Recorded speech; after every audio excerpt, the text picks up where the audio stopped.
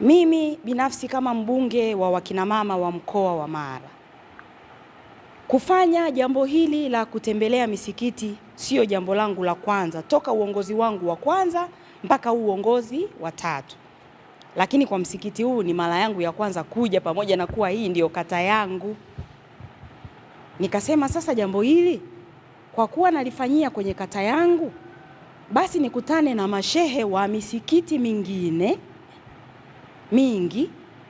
Naamini kabisa hapa, labda kwa kiongozi wetu, tupo misikiti mingapi hapa? Mashehe wa misikiti mingapi?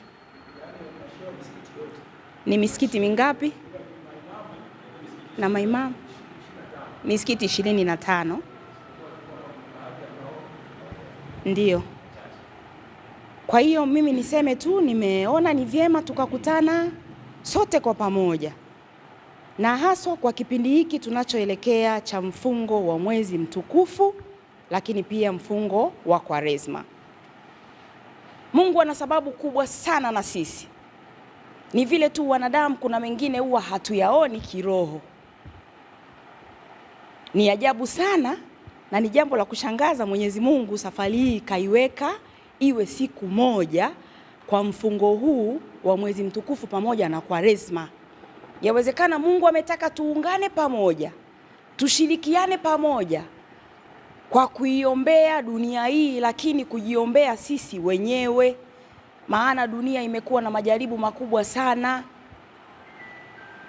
Mimi ni washukuru sana kwa sababu mlisimama pamoja kuliombea taifa letu, na ndiyo maana limesimama hivi, limesimama imara kwa sababu ya maombezi yenu nyinyi viongozi wetu wa dini.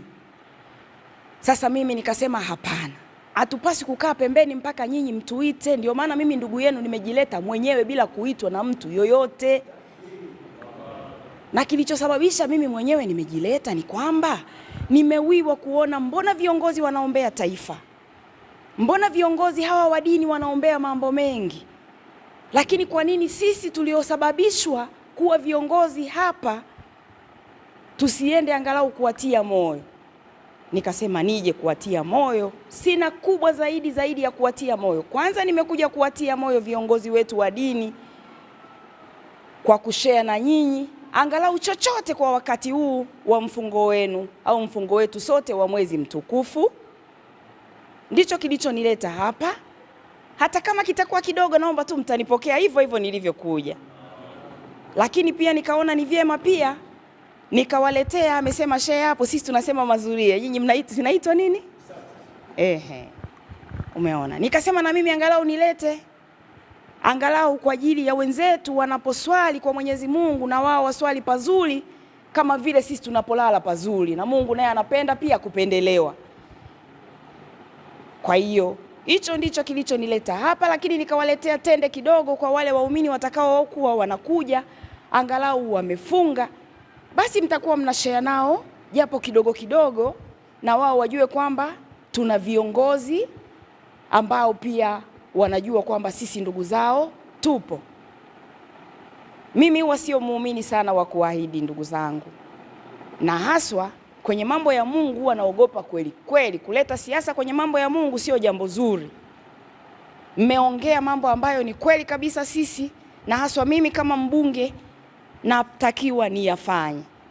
Kwa leo naomba kwa hivyo, Mheshimiwa Mbunge, toka tumeanza safari kuja katika msikiti huu, na wewe toka ulipoanza nia ukaweka nia yako kwa ajili ya jambo hili, wewe ulikuwa ndani ya ibada toka umeweka nia, na sisi toka tulipopokea taarifa hii tukaanza safari ya kuja mahala hapa tukakukuta na ukatufanyia uliojaliwa na Mwenyezi Mungu Subhanahu wa Ta'ala, na sisi pia tupo ndani ya ibada. Hakuna neno kubwa kama neno la kusema tunashukuru. Leo imetokea ni hali ya kawaida kwa wafanyabiashara wengi pindi inapofika kipindi hiki cha funga, basi wao kupandisha gharama za vyakula. Hili si jambo zuri na ni jambo ambalo halipendezi hata mbele za Mwenyezi Mungu. kwa kuwa wewe unaenda kuwatia uzito kwa wale ambao wamo ndani ya ibada. Kwa hiyo ninawashauri wafanyabiashara mkalegeza zile biashara zenu, walau hata upate faida chache, ambao faida hiyo itakuwa na kheri na haitamuumiza mwingine. Mwenyezi Mungu atakulipa. Watu tuwe ni wenye kupenda amani na kuitenda na kuisimamia amani. Lakini pia ni wito kwa Waislamu wote, kwa sababu mwezi wa Ramadhani unatuhitaji tuwe ni wenye kusaidiana katika hali ya mapenzi, lakini pia tuwe na mshikamano. Asitokee Muislamu akawa na hali dhofu akakosa cha kufuturu, wakati tupo Waislamu wenzie ambayo tunaweza tukajenga furaha katika moyo wake na katika familia yake. Kubwa zaidi, dunia ni mambo matatu alivyosema Mtume Muhammad sallallahu alaihi wasallam. Jambo la kwanza kabisa, afya yako ndiyo mtaji katika maisha ya dunia. Lakini jambo la pili akasema Mtume, chakula. Kwa hiyo tunaingia katika Ramadhani, wale ambao wanaotuuzia vyakula basi angalau wasipandishe bei, kwa sababu wameona mwezi mtukufu wa Ramadhani.